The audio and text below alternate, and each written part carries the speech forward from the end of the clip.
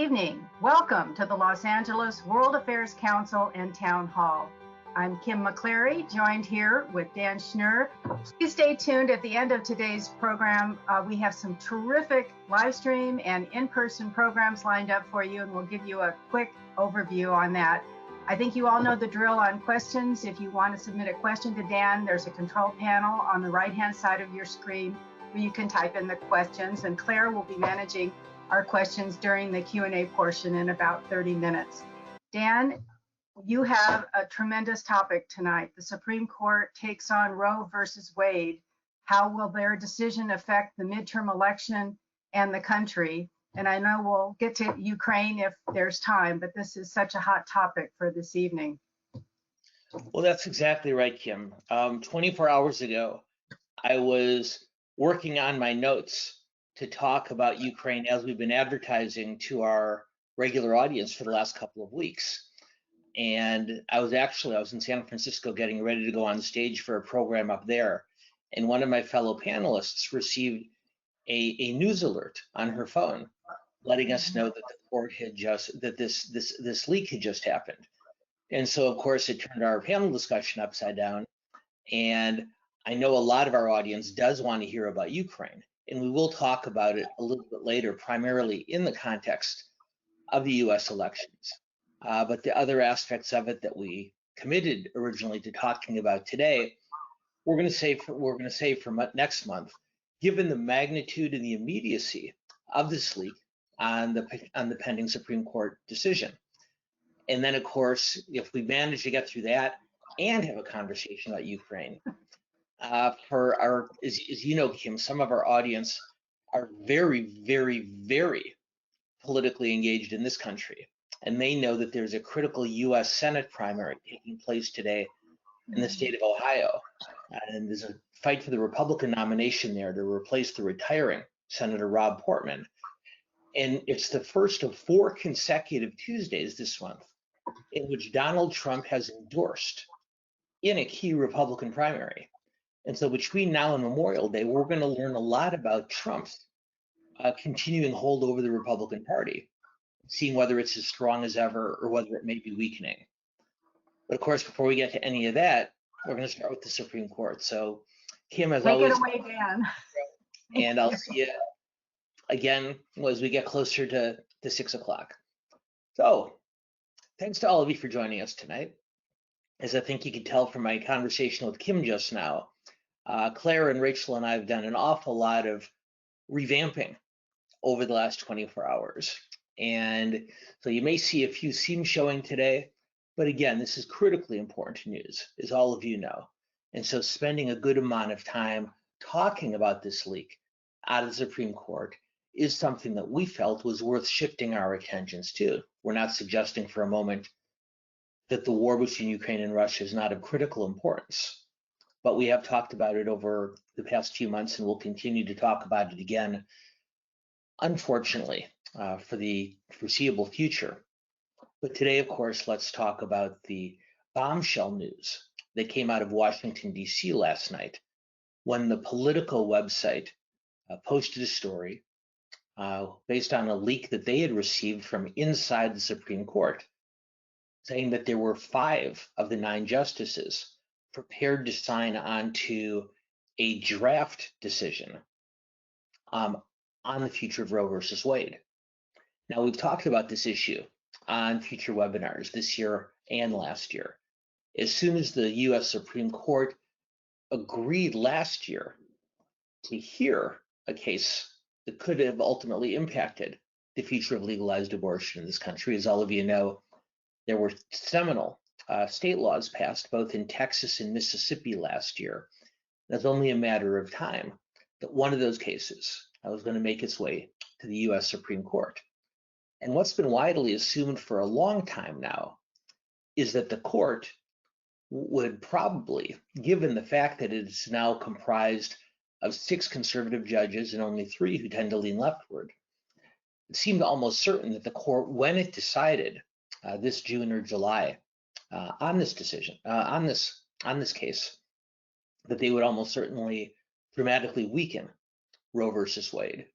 But most close court observers did not believe that the court would take as dramatic a step to completely eliminate the Roe versus Wade decision that was first passed almost half a century ago. And the leak out of the Supreme Court last night suggests, in fact, that that's just what 5 of the justices are considering. And in a draft opinion authored by Justice Samuel Alito, it does appear that Alito and 4 of his colleagues, Clarence Thomas, Neil Gorsuch, Amy Coney Barrett, and Brett Kavanaugh, all seem comfortable lending their votes to a full overturn on the issue. John Roberts, interestingly, who has attempted to play sort of a centrist, sort of a compromising role on the court for most of his time as Chief Justice, appears to be on the short end of this one. But that's something we'll talk a little bit more about later today, and I know many of you will have questions about this because I really do want to talk about Roberts' role in this. But before we get into the machinations of the court, before we get into the political impact, the potential political impact of this decision, should it be issued as is, I want to take a step away from the politics for just a moment and talk about the real world impact if Roe versus Wade is overturned. Now, analysts differ on the specific number of states that would outlaw abortion completely if Roe v. Wade was overturned. And as all of you know, if Roe versus Wade is no longer the law of the land, that doesn't outlaw abortion in this country, but rather it returns the decisions to each of the individual states to decide for themselves on whether abortion should be legal and under what circumstances in those states. And most people who watch these things very closely estimate that roughly half of the states in the country, 24, 25, 26 states, would either eliminate legal abortion or dramatically reduce it along the lines of what the states of Texas and Mississippi and others have voted over the last several months. There are 13 states that have passed so-called trigger laws, which automatically, if Roe v. Wade was overturned, would impose an abortion ban or a dramatic limitation on the type of abortions available in their states. But ultimately, even though it might take some time to work through state legislatures, estimates suggest that roughly half of the states in the country would either no longer allow legal abortion or would allow it on a much more limited basis. But I would offer you this also, and relying on poll numbers for questions like this is a little bit risky, but I'm going to anyway. It's worth remembering that while this country is roughly evenly split, when they're asked the question of whether they themselves, as individuals, consider themselves pro-choice or pro-life, there are also poll numbers, and we'll talk more about this later when we get to the political impact of the potential decision. A roughly 2-to-1 margin in a country in which voters are almost evenly split on whether they call themselves pro-choice or pro-life, by roughly a 2-to-1 margin, according to a Washington Post poll that was published just last week, voters would oppose the overturn of Roe versus Wade. And so that's the political impact. So on one hand, that suggests a real problem for Republicans and a potential upside for Democrats that we'll dig into before we get to your questions a little bit later in the program. But I want to offer you one other set of statistics also. Recent polling suggests that when voters are asked when abortion should be legal, to what point in the pregnancy, more voters support a 15-week threshold, such as the type that has been passed in Mississippi and other states. More people support that than oppose it, and in larger numbers than those who support the current threshold of somewhere between 22 and 24 weeks. So let's think about that for a second. On the core question of abortion rights, the country is evenly split, number one. Number two, on the question of whether Roe versus Wade should be overturned, voters oppose that idea by a 2-to-1 margin. But number three, voters do support a stronger restriction, a tighter timeline on when abortion should remain legal. And so given that 15-week threshold and the popular support that it enjoys, not by large margins, but by a larger margin than those who think that the timeline ought to be longer, what that tells me is that if Roe v. Wade is overturned, what we will see is something a little bit more complicated than the 50-50 split I mentioned a couple of minutes ago. My guess would be, based on research and talking to people much smarter on this issue than I am, that you'd actually see a three-way split. And in roughly half of the states in this country, abortion would remain legal, much as it is now. In roughly a quarter of the states, abortion would remain legal, but only up until the 15th week of pregnancy, so a stricter timeline than is currently the case. And then in the remaining states, those final 12, 13 states, abortion would be illegal altogether. Now, several pro-choice states, led by California and Connecticut, the first two to act, have already begun passing laws at the state level, not only to protect abortion rights in their state, but to set aside funding to provide support and other types of help to women in states where abortion is banned to come to those pro-choice states in order to have the procedure done. And that opens it up a whole different knot of potential court cases going forward. But given the fact that we only have 1 hour today, we'll stick with this. So the real world impact will be a divided country. And the long-term ramifications of that are impossible to predict, although it's something we'll try to discuss later today and going forward as this issue continues to wind its way through the courts and ultimately through legislatures and through Congress as well, if the court does act in the way that the leak suggested that they might. But for now, I want to get back to what we've been watching over the last day or so. Most notably, this decision, this potential decision, and this leak. Now, John Roberts, the Chief Justice, announced this morning that he was going to launch an investigation into the leak because it's not unprecedented for U.S. Supreme Court decisions to leak out prematurely, but it's very, very rare. And normally when those leaks take place, as ironically enough it did on the original Roe versus Wade decision back in the 1970s, normally those leaks take place after the court has finalized its decision, but after the justices have come to a final conclusion. This is different. And what happened here is, of course, the decision isn't final, isn't done yet. This is simply a draft. And the fact that it leaked before a final determination had been made is much more uncommon. And to me, what was really instructive is the way Roberts talked about his investigation into the leak. John Roberts characterized the draft decision that Alito had penned. He characterized it as authentic, but not final. And that's a really important bit of phrasing to me, and I'd encourage you to think about it as you read the news in the days ahead. Because essentially what Roberts is saying, and we know that he is not one of the justices supporting the overturn of Roe versus Wade, but in all likelihood, given his biography, is looking for some type of middle ground compromise. What Roberts is essentially saying is, yeah, Sam Alito drafted this decision. There are currently 4 other justices, 5 total, in agreement with it. But when Roberts said this isn't final, that's him saying, at least as I interpret it, that he, John Roberts, has not given up trying to convince one of those 5 justices, in all likelihood Brett Kavanaugh, not to sign on to maintaining Roe v. Wade as it currently exists, but to join Roberts in fashioning some type of middle ground. So authentic, but not final, makes me believe that the Chief Justice, at least, doesn't think that this discussion is over yet.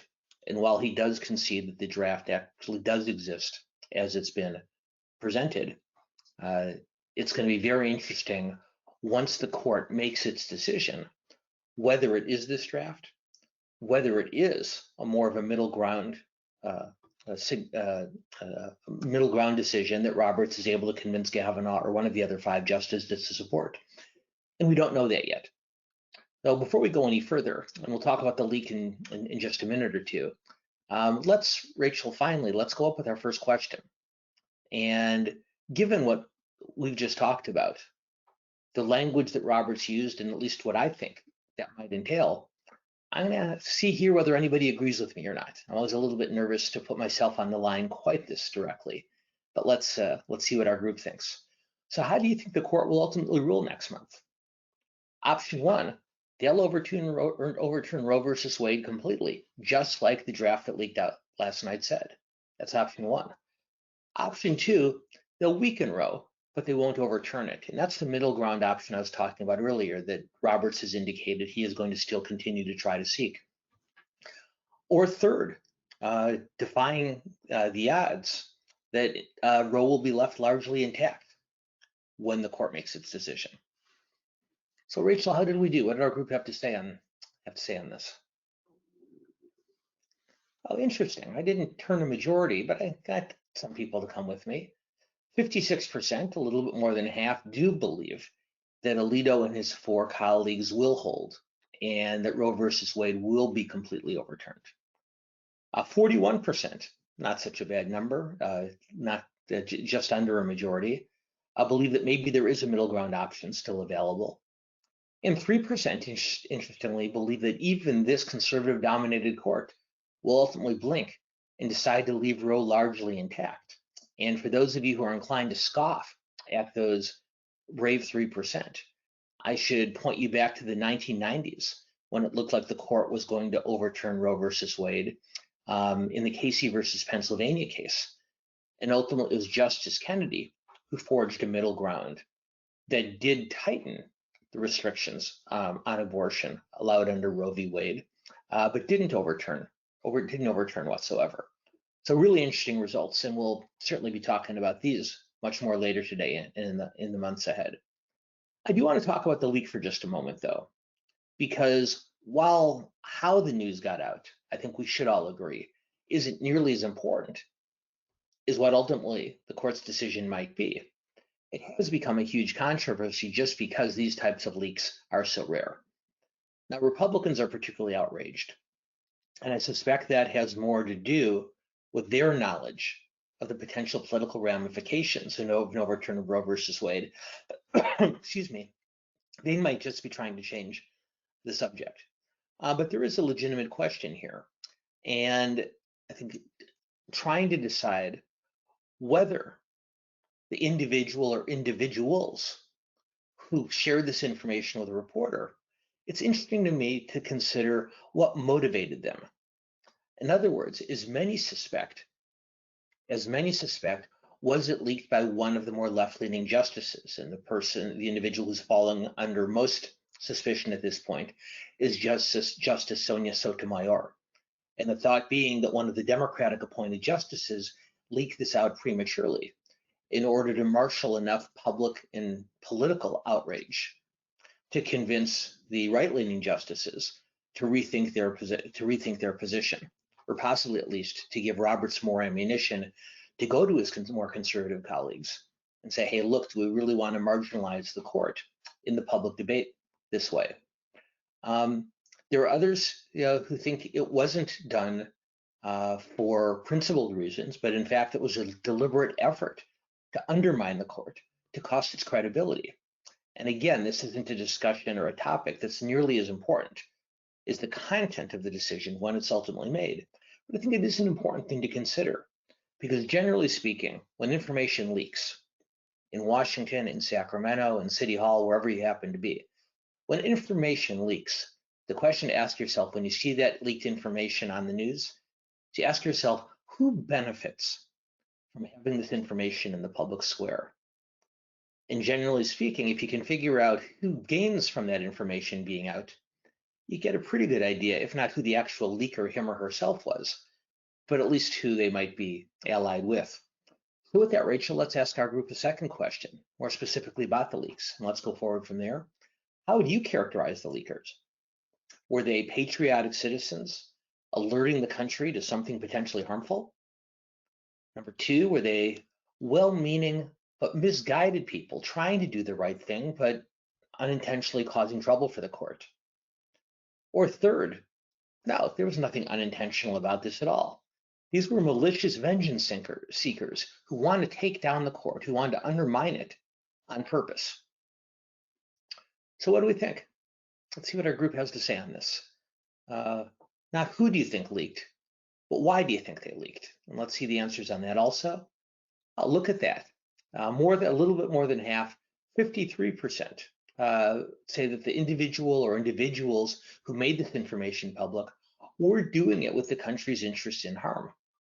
And then the other, not quite half, but the other, just under half, are pretty evenly split between those of you who think that it caught, well, let's say almost half of you thought that this did cause a problem for the court, but the other half of you seem to be somewhat divided on whether the leakers were intentionally trying to cause harm to the court or not. So very interesting.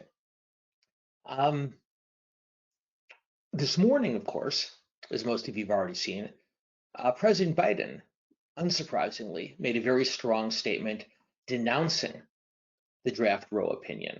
And he talked in very outraged language about how unacceptable this would be.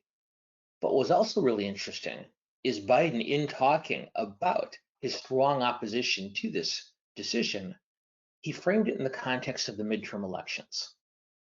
And what Biden talked about specifically is how this should be, in his mind, an issue that motivates pro-choice voters, primarily Democrats, to the polls this November. And what Biden essentially said to his base, the same base that he's been having some difficulty motivating over the last several months, saying, this is why you should come out and vote in November, so you can save Roe versus Wade. And so Biden, by talking about it in the context of a campaign, he was showing his legitimate outrage. I don't doubt for a moment he believes it.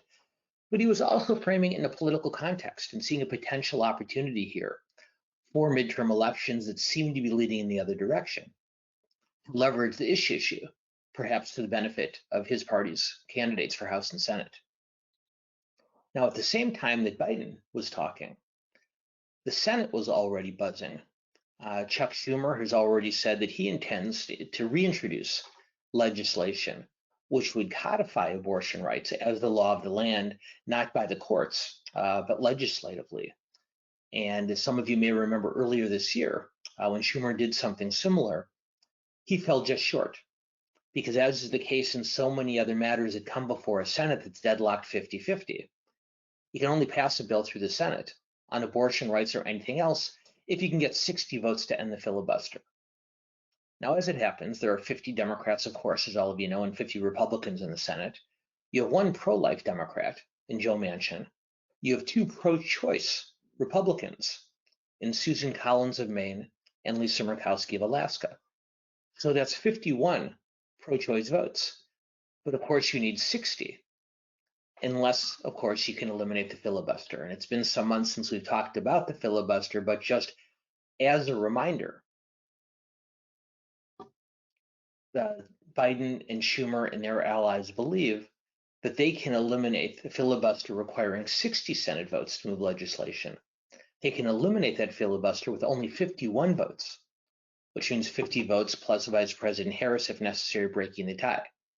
Now, the problem the Democrats have run into, as all of you know, is in the past on other issues, both Manchin and Kyrsten Sinema, the Democratic senator from Arizona, have said that they don't want to get rid of the filibuster. And Manchin has already made it clear that he has not changed his mind, even if a decision like this comes down on Roe v. Wade, which shouldn't be that surprising, given that he is ardently pro-life. Sinema's pro-choice. And while she's always spoken out very strongly in favor of keeping the filibuster, it'll be worth keeping an eye on her in the days and weeks ahead to see if that position wavers at all. In the meantime, on the other side of the aisle, those two pro-choice Republicans, Collins and Murkowski, both of them voted against the abortion rights bill that Schumer forwarded earlier this year. And the reason they did it is they felt the bill expanded abortion rights rather than just simply codifying Roe versus Wade into legislation. We don't know what kind of bill is going to be brought to the Senate floor. We don't know if Collins or Murkowski is going to feel any more kindly about it than they did the first one. And if they do, we don't know if that would cause either or both of them to vote in a way that they have not before to eliminate the filibuster. So there are 3 senators to watch on this. Watch Kirsten Sinema on the Democratic side, watch Susan Collins and Lisa Murkowski among the Republicans.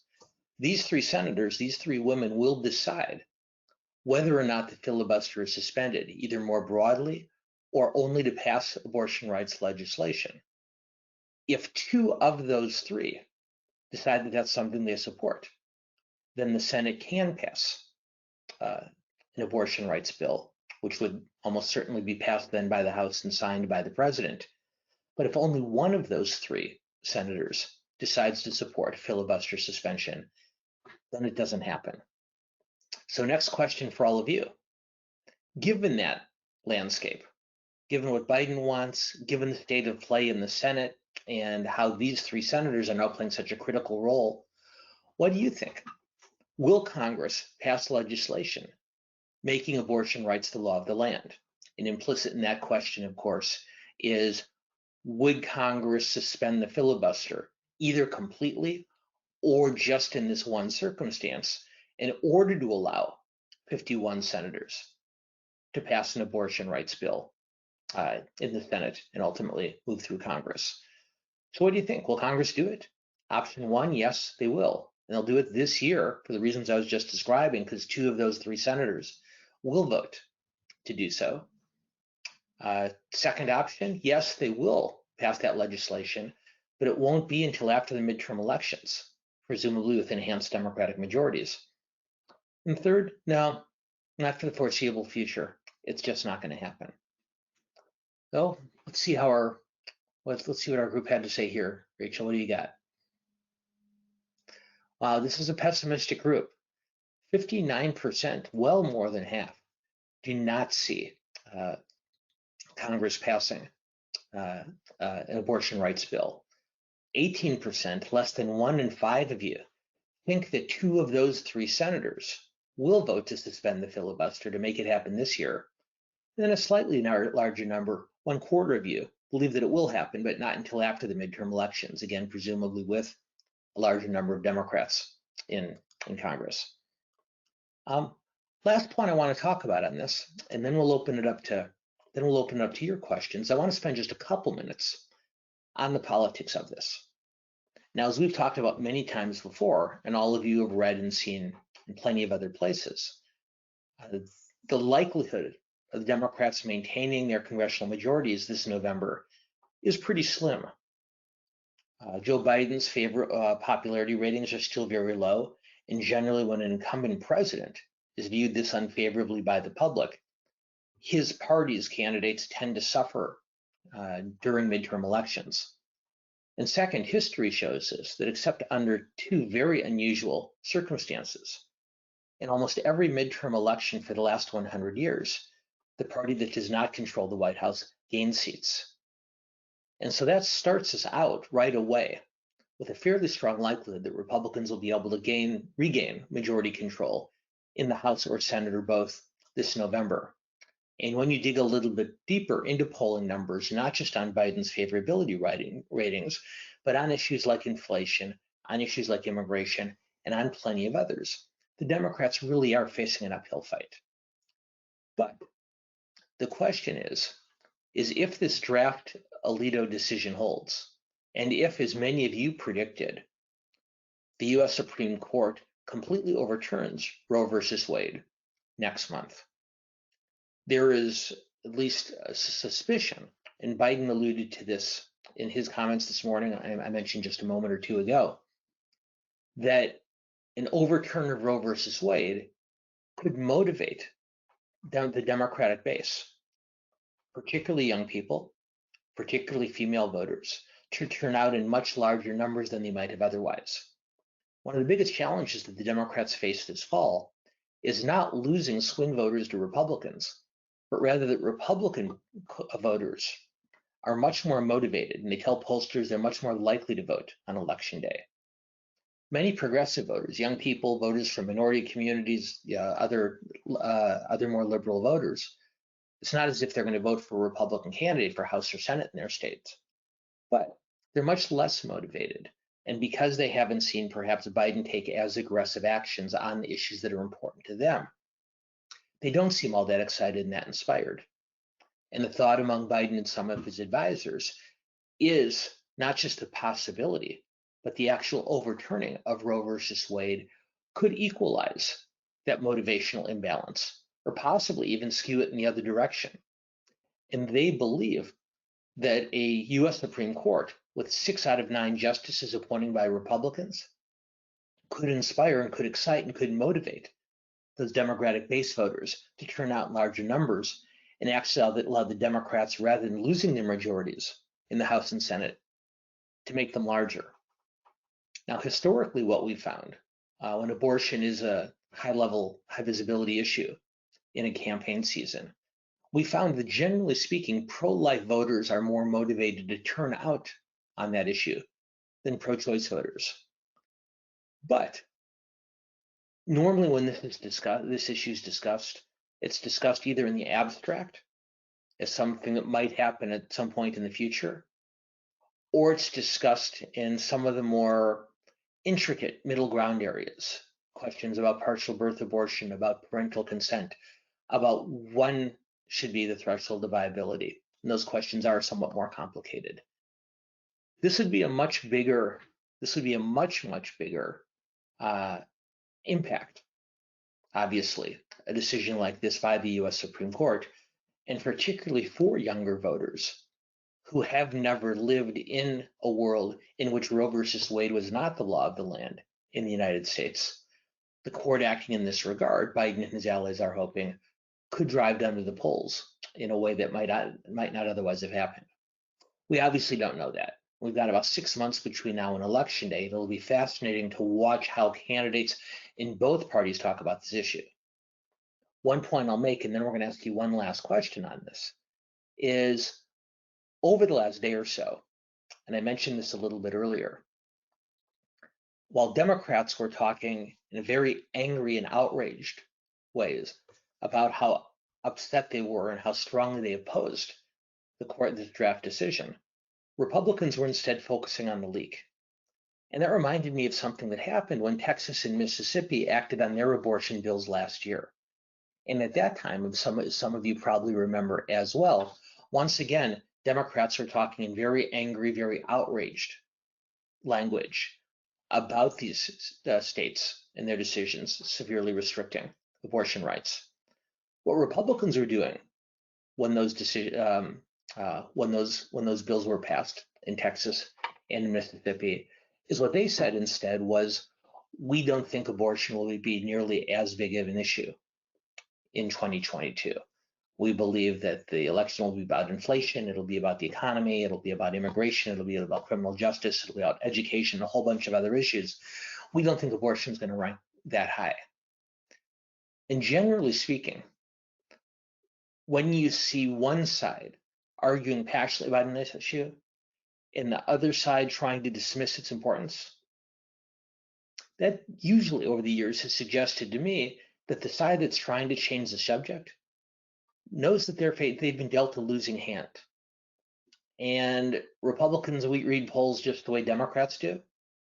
And even a pro-life Republican can look at a poll and see that in a country, as I said earlier, that's divided almost evenly between individuals who call themselves pro-choice and who call themselves pro-life, that even in that evenly divided country, by a 2-to-1 margin, as I mentioned to you at the beginning of today's program, by a 2-to-1 margin, Americans, including a considerable number of self-described pro-life voters, do not want to see Roe versus Wade overturned. So the fact that Democrats are talking about it this strongly and Republicans are talking about other things makes me think that maybe Republicans know that while on the merits, as most of them, of course, are pro-life individuals and want to see these types of policy changes happen, but many of them may recognize that the politics of this issue aren't so good for them. Again, we don't know, but as usual, it doesn't keep us from predicting or guessing. So Rachel, if you can put up our last question today.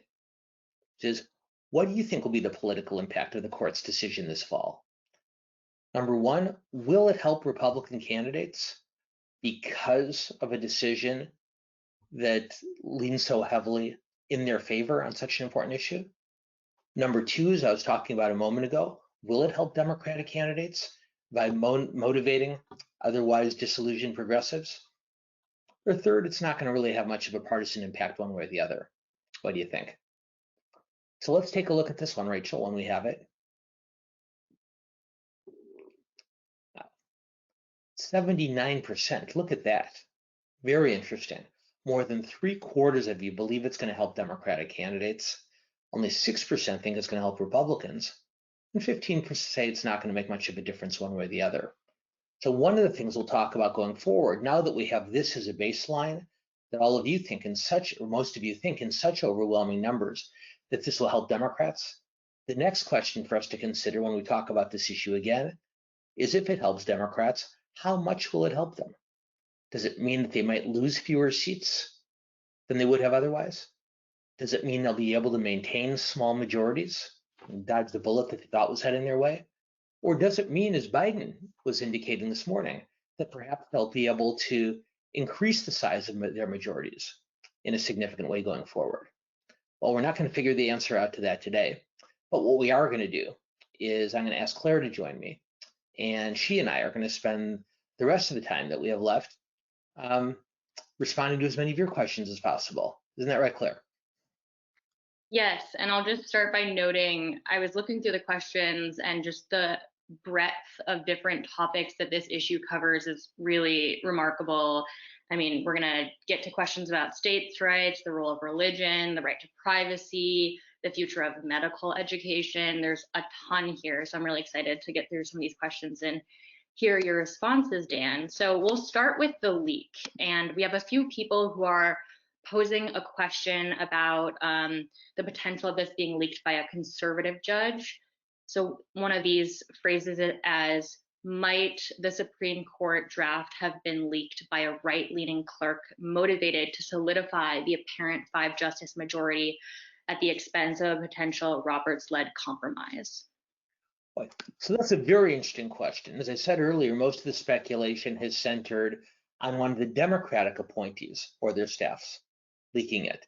But the questioner does raise a really intriguing point. Does bringing this up now have the potential to solidify those 5 votes? And particularly if, say, Justice Kavanaugh might have been willing to listen to Chief Justice Roberts talking about a middle ground solution, does this make that less likely? I'd say this, it's possible. But to me, if you look at the emotional reaction around the country, it's very strong on both sides. Pro-life voters, of course, are overjoyed. Pro-choice voters are, of course, outraged. But the energy on this seems to be on the pro-choice side. And my guess, and we'll see how this plays out as time passes, but after one whole day, it looks like the impact of that leak is more likely to send a warning sign to at least one of the justices about the potential political and populist perils of acting in such a dramatic way. If I'm Kavanaugh, who, while very devoutly pro-life himself, has searched out middle ground on other abortion-related issues in the past, I would think that his reaction today would be much more likely to be, wow, we need to be careful before we take such a dramatic step, as opposed to bolstering his confidence that this is the right thing. But I don't know that, and it is speculation. I'm glad the questioner raised the alternative, because it is a reasonable one worth considering, although I do think that it's more likely to have come from the left than the right. I'll offer you one other possibility, Claire, and that's that even though Roberts very strongly today called for an investigation into the leak, remember what I said earlier about when information becomes public when it's not supposed to? You ask who benefits from this? I would say of the 9 justices, at least, the individual who benefits most from having this information in the public square might be John Roberts himself. And I don't have a way of knowing, not in the world, whether Roberts did leak it, but I could certainly see his incentive to. Because if he's looking for one or two of those conservative justices who are ready to sign on to Alito's draft opinion, and he wants some evidence that overturning Roe versus Wade would marginalize the court in America in a way that he doesn't think is healthy, I can't think of a better way to prove that pre-decision than to let the information become public and let all that anger and all that outrage on the left become so apparent. So the questioner is right. It might have come from the right, trying to bolster the backbones of the 5 justices. It might, as commonly speculated, have come from the left for the reasons that we talked about. But I wonder, at least, if of the 9 justices, if John Roberts isn't the one himself who gains most from this. We'll probably never know, but it is interesting to think about. Definitely. So kind of building off what you were just talking about, this person asks, what role or impact will public pressures or protests have on the court decision? Do you think that conservative justices would care because they would about those protests because they would be pleased with the ultimate outcome? And then I'd also be interested to hear your thoughts on, given the speculation that the court is becoming increasingly polarized, if you think that public protest in general has any impact on the court's decisions. Well, I think it does. And I keep coming back to Roberts, but he has demonstrated ever since becoming Chief Justice that he is very, very aware of the court's unique standing in American public opinion. And over the years, he's gone to some lengths to try to preserve that standing by pushing the justices to look for common ground when it didn't look immediately apparent, and even making votes himself that a lot of people suspect were done more for the sake of keeping the court at the center of the political discussion than reflecting his own personal ideological beliefs. So I think he's impacted by that. And that's one of the reasons I speculated a minute ago about why he would benefit from these protests. If you look at the 5 remaining conservative justices, I'd split them into 2 groups. The 3 strongest opinions on this and many other issues are Clarence Thomas, Samuel Alito, and Neil Gorsuch. It's very difficult to see any of the 3 of them moving in any kind of pronounced way on this issue.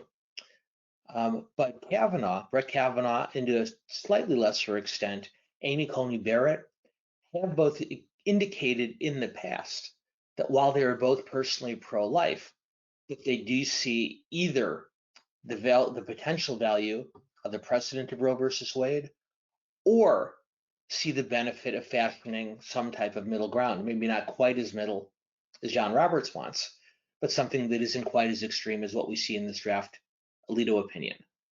So I would say that Roberts is almost certainly impacted by the protests.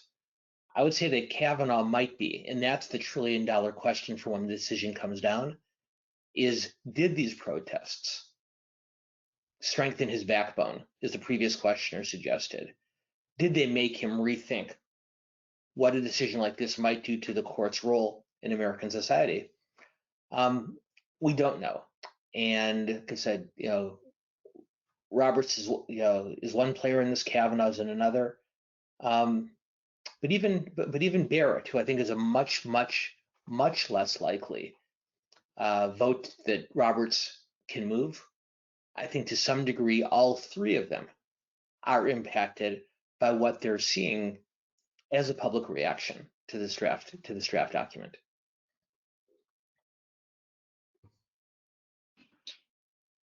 Yeah, so moving on now to, we have a handful of questions that are asking about the role of the justices' religion and if that impacts their decisions. So I'm going to combine a few, and I'm sorry if this is a mouthful. I'm just trying to hit on as many as we can.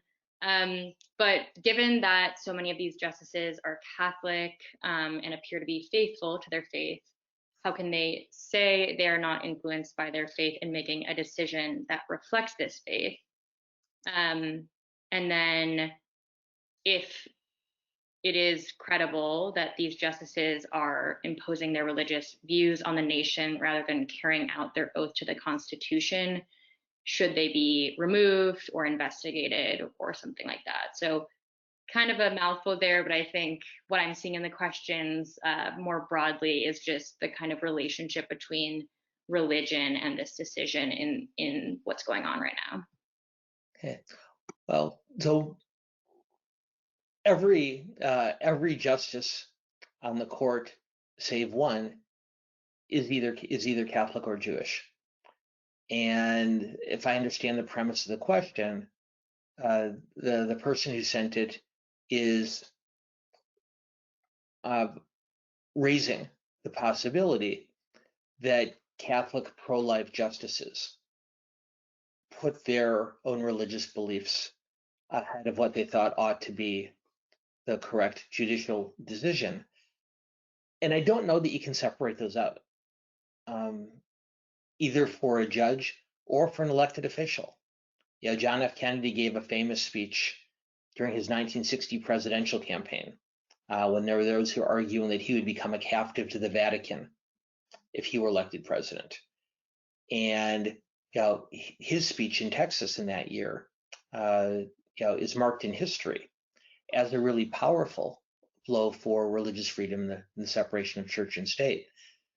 I suspect the justices themselves would say that they vote with their religious beliefs when they're consistent with their understanding of the Constitution. But of course, the way different individuals, whether the Supreme Court justices or normal people just like the rest of us, different people interpret the Constitution in different ways.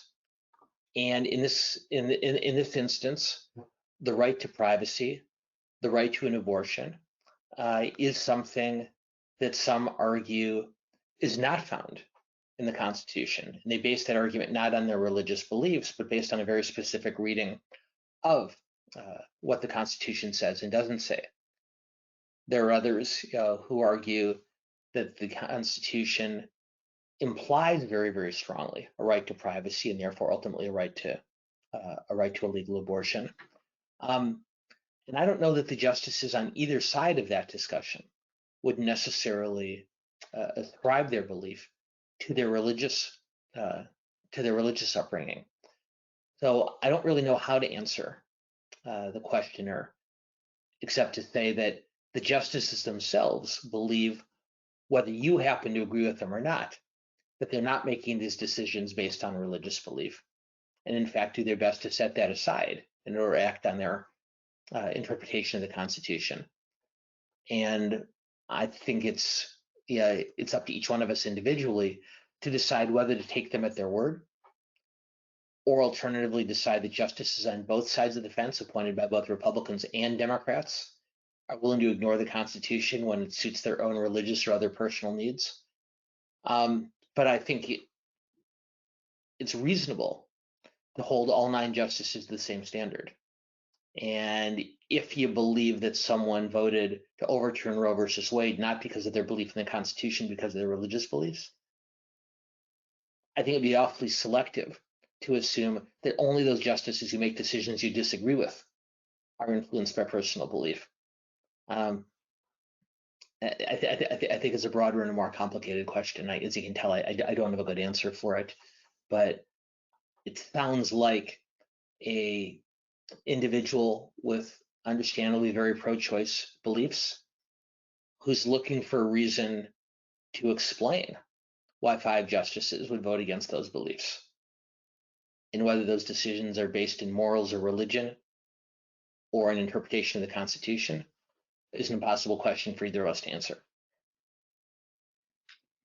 Yeah, it's impossible, but I would push back on you saying you didn't answer it, because I think you do provide a perspective that is the whole point of this program, which is to give a more balanced and nuanced look at politics, which I would argue you just gave. So moving on to what you were kind of just touching on about the whole debate on the right to privacy. So a couple people have brought this up, and one person asks, the right to privacy that Roe established has underpinned a number of recent decisions, such as the right to marriage, contraception, and others. Would these be at risk if Roe was repealed? And then another person also asked, if it is repealed, could this logic be applied to past decisions such as Brown versus the Board of Education to allow Southern states to reimpose segregation? So again, a mashup here, but I'm trying to get through as many as we can because there's so many smart questions. Right. So at the core of all of these questions is each justice's belief in whether a right that we as Americans enjoy must be specifically written in the Constitution, or whether they can be implied or from on our side inferred from the Constitution. There is nothing in the Constitution that literally says each American should have the right to privacy. But there's a very strong school of constitutional thought that says the phrase right to life, liberty, and the pursuit of happiness strongly implies a right to privacy. And that implication is sufficiently strong to therefore grant the right to privacy and therefore grant the right to abortion, to contraception, to some of the other topics that came up. And over the years, this has been an absolute judicial brawl between two sides who fundamentally look at the Constitution in different ways. One in a much more minimalist way, one in a much more maximalist way. And predicting future outcomes, I think, is difficult because it's impossible for us to predict what future courts are going to look like. Claire, if you and I had done this 15 years ago, okay, you'd have been a bit young then, but I've no doubt you'd have been able to handle it just fine. I don't think either one of us would have predicted a court with 6 Republican appointees and 3 Democratic appointees. So we simply don't know going forward what the court is going to look like. What we do know is at the core of most of these arguments, in my mind, more than religion, even more than personal belief, is the question, as both Scalia and Ginsburg argued from opposite sides for many, many years, is does a right have to be actually articulated in the Constitution or suggested? And really, really smart people like Ruth Bader Ginsburg and Antonin Scalia have disagreed on that and are going to continue to for the rest of our lives and for much, much longer going forward. So the answer is we don't know. And I suspect that if the majority of our audience is right and an overturn of Roe versus Wade leads to an increased Democratic presence in the Congress, well, that is likely to impact what future Supreme Courts look like.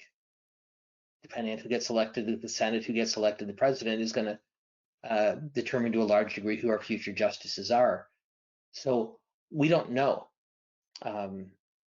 if this discussion about 2 different interpretations of the Constitution is going to continue to lead in this direction, or whether, as it has so often through the nation's history, course corrected when one side gets too much of an upper hand, overplays that hand, and the other party pushes the discussion back to the center. So moving away from what we're talking about a bit, but I find this to be a pretty interesting question. And I know that with legal issues, sometimes we kind of put you in the position of being a lawyer. So if you can't answer this, totally understandable. But this person asks, if the 12 or 13 states that Dan mentioned eventually do end up outlawing abortions, will the medical schools in those states be banned from teaching this procedure? Well, it's a really smart question. And for those of you who haven't been reading about this topic, it's not a hypothetical question at all. Because while Roe versus Wade does provide, of course, for legal abortions in this country, it doesn't address one way or another whether medical schools should teach the practice or not. And we've already seen legislation in a small number of states begin to move forward that would absolutely prohibit the teaching of this procedure for medical professionals.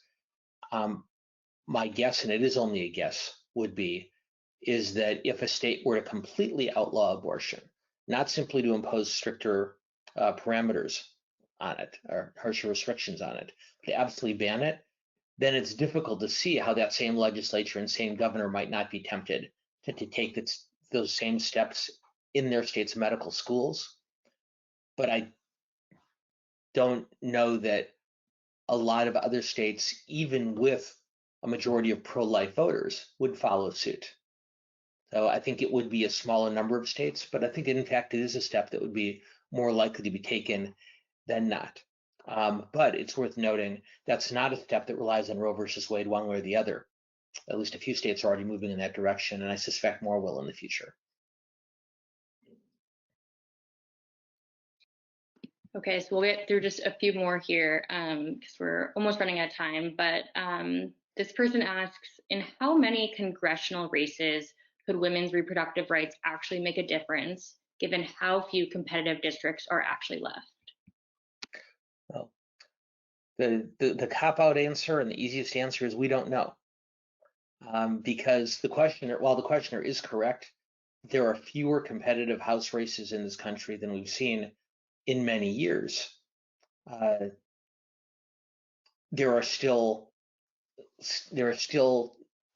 a couple of dozen that are held by members of Congress from the opposite party that that district voted for in the 2020 election. In other words, a couple of dozen districts that voted for Trump but elected a Democratic candidate to Congress, or vice versa, voted for Biden and elected a Republican candidate. So only a couple of dozen of those.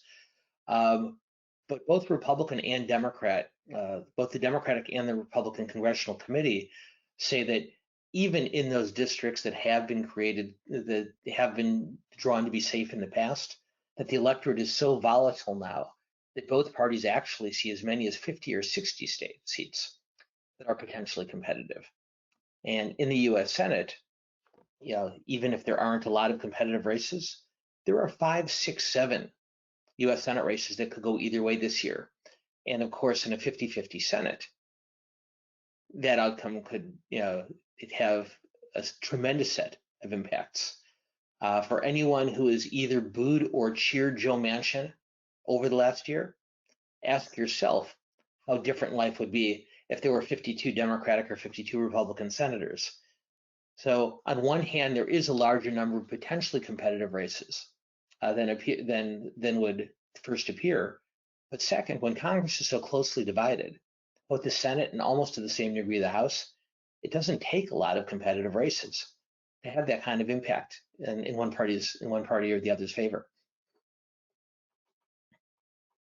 Okay, so we have two more kind of questions that represent topics that I think are very interesting. So I'm going to give them to you both, and you can try to get through as much as you can. The first is about the filibuster, and I find this question to be very interesting because this person points out that some Democrats say they don't want to get rid of the filibuster because it will come back to bite them when the Republicans are then the majority.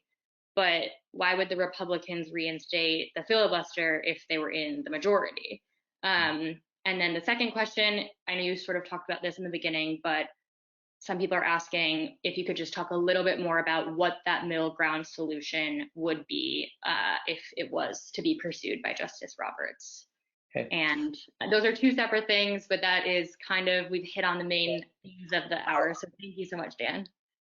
I'll do my best briefly, and I'll make a very educated guess that this is not the last time we'll talk about this topic. So to take the second question, we don't know, of course, what Roberts is talking about in private conversations with other justices. But what's been commonly assumed in the past is the type of middle ground that, if not the justices themselves, others involved in this discussion have looked for, involved perhaps a smaller time window. For example, a shortening of the time of legality from 22 weeks down to 15 weeks. There's also been quite a bit of conversation, as we talked earlier, about laws regarding parental consent, about what types of support should be available to a woman seeking an abortion. I would guess that the timing question is probably the most likely middle ground that's being discussed. But we won't know that unless or until Roberts gets at least one other justice to that place. But again, I'll point to the historical precedent, because if we had been doing this in the 1990s when the Casey versus Pennsylvania case was being heard, it was also widely assumed that Roe v. Wade was going to be thrown out then. Again, then it was Justice Kennedy. Today, Justice Roberts appears to be filling a similar role of looking for a middle ground and in probably being able to attract at least a couple of other justices to join them on it. As far as the filibuster, just to clarify something, and then we'll wrap up. The concern among some Democrats about getting rid of the filibuster and then having Republicans use it to their benefit at the point in the future when Republicans become the majority again, it's not so much that Republicans would reinstate the filibuster, but rather just as Democrats would eliminate the filibuster and use it on issues like voting rights and abortion rights. What Senator McConnell has warned is if the filibuster has been eliminated, that once Republicans take over, they'll use it for issues that are just as important to them. And being able to pass with 51 votes very stringent immigration legislation, public safety legislation, climate change, energy exploration legislation. So it's not that if Republicans became the majority, they would reinstate the filibuster. They would not. They would simply use it to move forward on their own policy goals in precisely the same way that the Democrats would hope to if they eliminated it now. Great. Claire, Well, we didn't even get to Ukraine, huh? we did not get to Ukraine, but I'm I'm sure. Next month, and that's an absolute promise. Yes, absolutely. So thank you so much, Dan. We really did get through many, many questions, not all of them, but many. So I'll thank you and then have Kim come back on to close us out. Thank you, Claire. As always, you're terrific. Claire never ceases to amaze me how deftly she handles just the dozens and dozens of questions. So well done, Claire. Thank you. And Dan, And you know, Kim, because there are so many questions, one of the things that Claire and I do in mid-month each month is we go through more of the questions that have come in, answer them, and post the answers to those questions online. So I hope our audience will keep an eye out for those questions that didn't get asked, because we're still going to try to answer even more of them going forward. So glad you mentioned that, Dan. We do get a lot of hits on that second mid-month program that you and Claire put together. So I think that's very helpful and appreciated by all the viewers. We have some terrific programs coming up that I just want to quickly take our audience through, because you're part of many of these, Dan, which I'm so grateful for. On May 9th, we have the homelessness conversation we need to have. This is a focus on women and homelessness. That's a live stream. On May 11th, we have the global rise of authoritarianism, Vladimir Putin and beyond. This is part of our series on Putin's gamble. On the 12th, we have a live stream, Saving Democracy or Undermining It, the Senate's Decisive Role. And then we have our LA mayoral debate with Dan as moderator with candidate Karen Bass. This is part of our LA mayoral series. So we're looking forward to yet another great interview by you, Dan, at that in-person event at the Ebell Theater on May 17th. It's an evening event. And May 20th. Kim, I'm sorry to interrupt. If we can just clarify, the interview with Representative Bass is not a debate, as you know, but I want to make sure that our audience does also. We've interviewed several of the candidates over the course of the spring in one-on-one interviews to allow them to go into greater depth and detail on their goals for the city, but they're not debates between the candidates. Thank you for correcting. I misspoke. And then on May 20th, we have timely perspectives on our nation's security with Admiral Phil Davidson. This is a members roundtable. So just a pitch for those of you who have not become members. This is a terrific opportunity for you to become a member and have an opportunity to get up close and personal in conversation with Admiral Davidson. And of course, if you're a member, you can also participate in the special after the webinar session with Dan, which Dan and I are going to be joining with other members in just a few minutes. So please consider becoming a member. We so appreciate your support, and we look forward to seeing you at the Dan Schnur Political Report on June 7th, primary day. That's going to be a great discussion, Dan. Maybe we need to make 2 hours. Well, I don't know about that, but it will be a great discussion. Thank you, everybody. We'll see you next. Have a great. We'll see everybody at the beginning of June.